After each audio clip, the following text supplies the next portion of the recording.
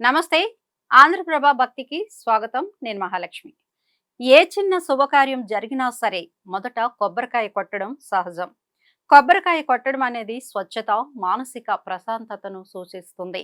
అంతేకాకుండా కొబ్బరికాయ కొట్టడం వల్ల విజయం వరుస్తుందని, ఏ పని చేసినా సక్సెస్ అవుతారని అంటారు.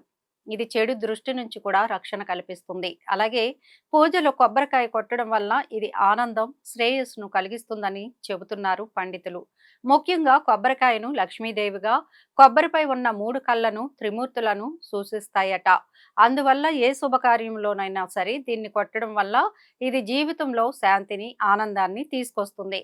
అయితే కొంతమంది స్త్రీలు కొబ్బరికాయను పగలకొట్టరు. దానికి కారణం ఉందని చెబుతున్నారు పండితులు. సాంప్రదాయాల ప్రకారం కొబ్బరికాయను ఒక విత్తనంగా పరిగణిస్తారు.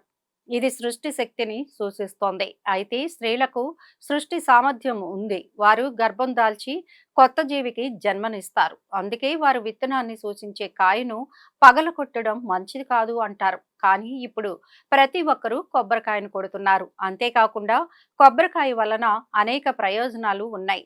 అందులో ముఖ్యమైనవి ఆర్థిక అడ్డంకులను తొలగించడం. చాలా మంది ఆర్థిక సమస్యలతో సతమతం అవుతూ ఉంటారు. ఇంటిలోకి వచ్చిన డబ్బు నిలవక ఖర్చులు పెరగడం వంటి వాటితో సమస్యలు ఎదుర్కొంటారు.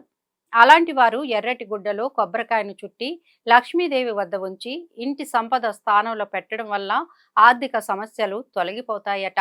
అలాగే ఎవరైతే శని బాధలతో సతమతం అవుతున్నారో వారు శనివారం రోజున కొబ్బరికాయను మీ తలపై 7 సార్లు అపసవ్య దిశలో తిప్పి నదిలో వదిలివేయాలి. దీనివల్ల శని సమస్యలు తగ్గిపోతాయి. అలాగే రాహు, కేతువు ప్రభావం తగ్గిపోవాలి అంటే 7 కొబ్బరికాయలను చక్కెరతో నింపి ఏకాంత ప్రదేశంలో మట్టిలో పాతిపెట్టడం వల్ల రాహు, కేతువు వల్ల కలిగే సమస్యలు తొలగిపోతాయని చెబుతున్నారు పండితులు.